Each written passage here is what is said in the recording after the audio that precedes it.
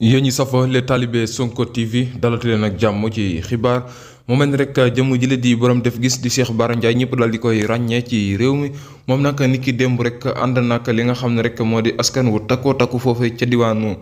Ndakaaru di amal nag ab li nga xam ne moo di campagne bu am solo moom Cheikh Bara Ndiaye nag jamono ji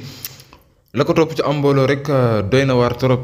nit ñaa ngi wax Ousmane Sonko waaye Cheikh Bara Ndiaye li nga xam ne moo ko topp ni ki démb daal nay yéeme ca mbedd di Ndakaar yooyee muy amal nag ay campagne yu am solo rek ngir waajal assemblée nationale moom mi nga xam ne rek ci Pastef la bokk 100% moom Cheikh Bara Ndiaye ba pare itam bokk ci candidat yi ñoo war a jongante ji ca foofee ci pencum ndaw yi réew ma waaye itam doon nekkal fi nag sëriñu daara yi moom Cheikh Bara Ndiaye la muy sàkku rek moo di majorité bu baax ci assemblée ndax kat daara yi dañoo yàgg jooy waaye itam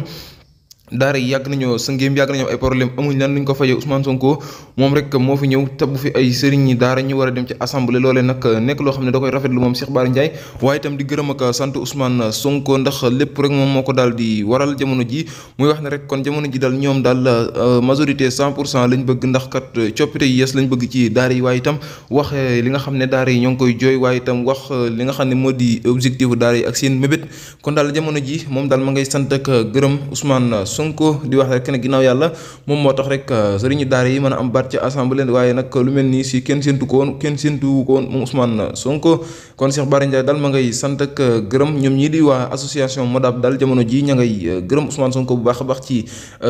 jàppale gi nga xam ne fas naa taxaw yéen ngir jàppale leen ko ñoom ñi leen ak ngir ñi dem ci assemblée nationale ci pencum ndaw yi réew ma mën faa jongante daara dem ca kanam waaye daara am baat ci réew mi jërëjëf